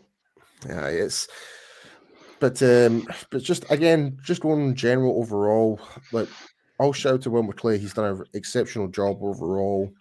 I think we're going to see more going forward, like with Will and the front office. Yeah. And I'm for next season's draft. I know I'm getting way ahead of myself, and I know you've already made a start looking at prospects and stuff like that, Brian, and that. But I'm really excited to see what we do for this upcoming draft next year, but we still got this. We still got this season. We've still got potential Super Bowl to win.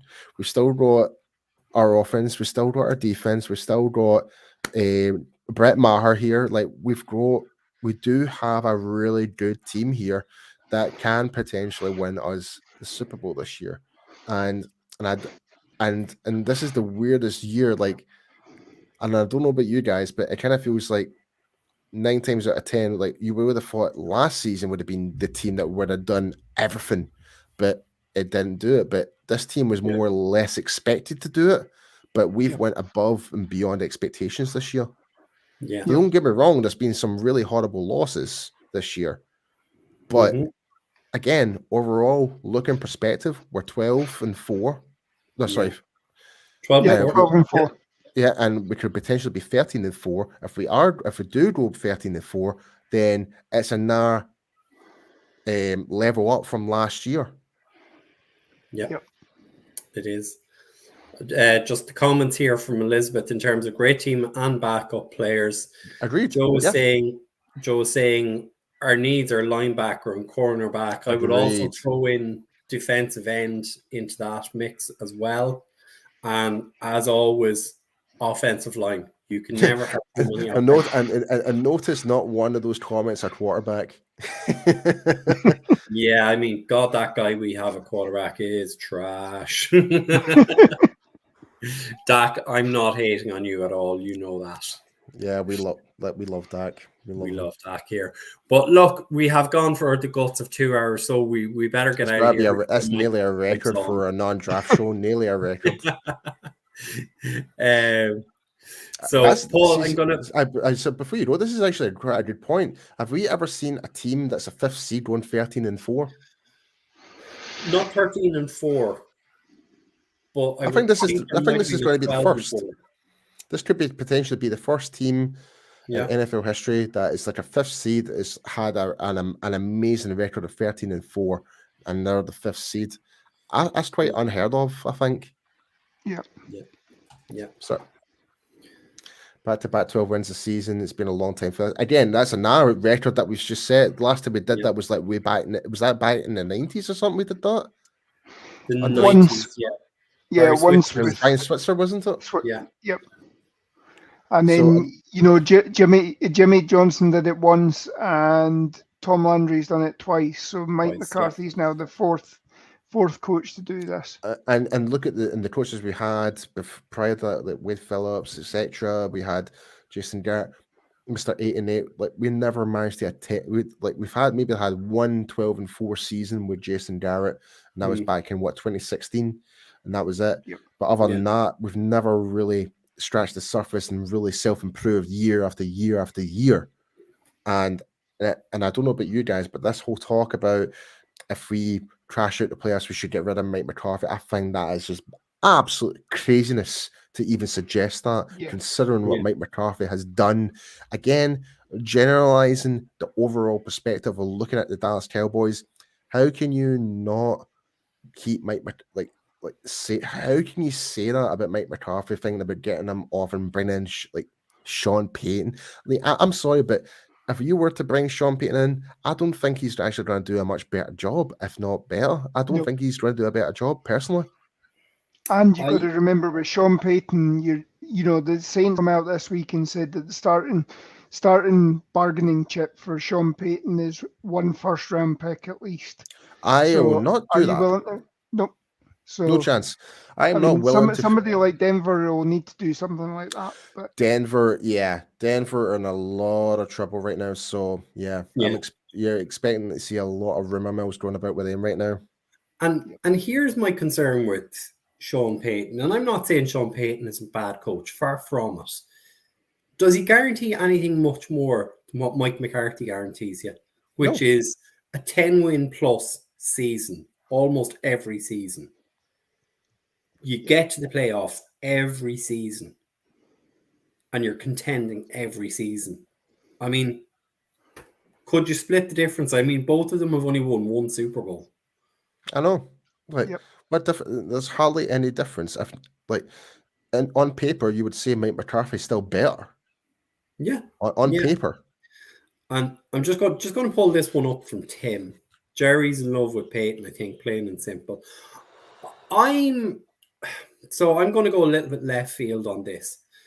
I think Jerry Jones is in love with another head coach in the NFL right now. And that head coach might be taking a year out after this season. And Sean McVay. That makes sense.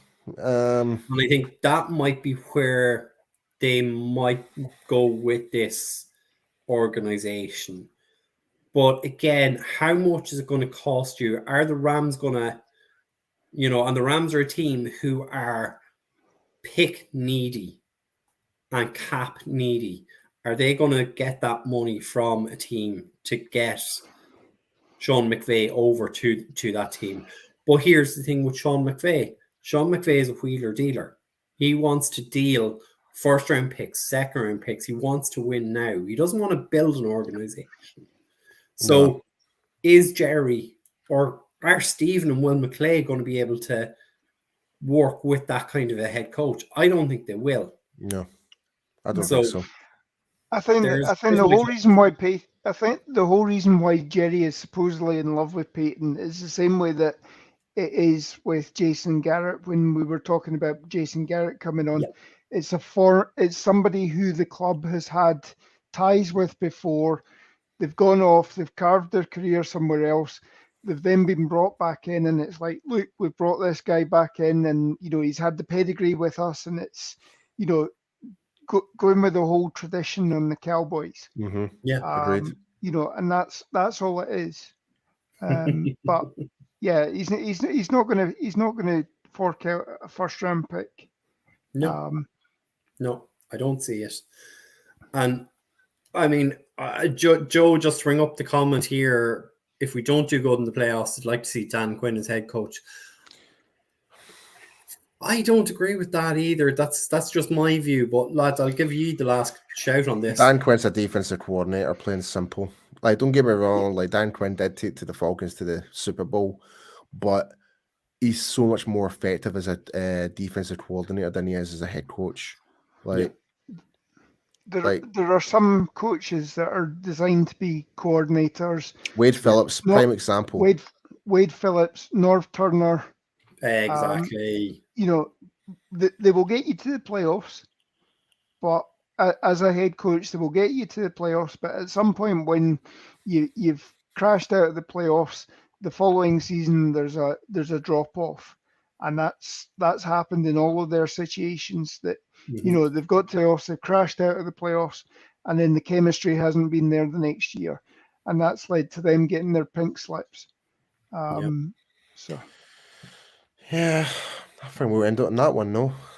Yeah, absolutely. We've reached our target. We've gone over 2 hours. Mike is hopping up and down in his house in Wales right now, screaming at us to wrap this show up.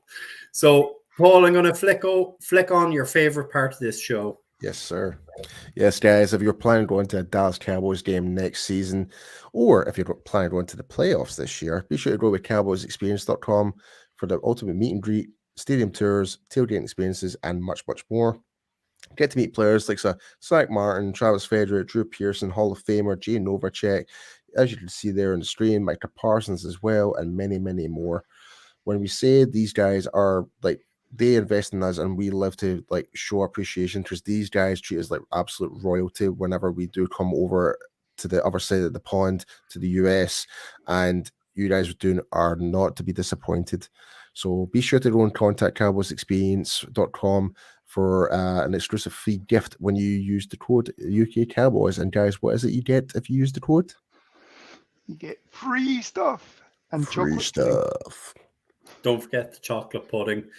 And Lauren, if you want to give the shout out to the creators. Yeah, so check out the guys on our Hall of Fame here. Talking Cowboys, Hanging with the Boys, Blogging the Boys, featuring our own Paul Stewart. Obviously, Mike's also contributing with the on the writing side of things. You got Jeff Kavanagh, Big Game James, Law Nation. Who else? Skywalker Steel, Pick Six Sports, KT Funhouse, Jeff Reinbold. Check out all these guys. Listen to their podcasts. Listen to the opinions, and it helps expand the game. Yeah. Absolutely. Paul, I'll give you the last one. Yes, guys. So like I mentioned before, Cowboys Experience helps sponsor the show. We actually do have a travel package for next season as well. And courtesy of Cowboys Experience, all the information will be on our Facebook group. So this will include, as mentioned, game tickets, tours, meet and greets, and much more. There's also going to be inclusion of a potential college football game in the package as well. So for more details, be sure to go to our Facebook group and also contact Cowboys Experience directly. So there we go, folks.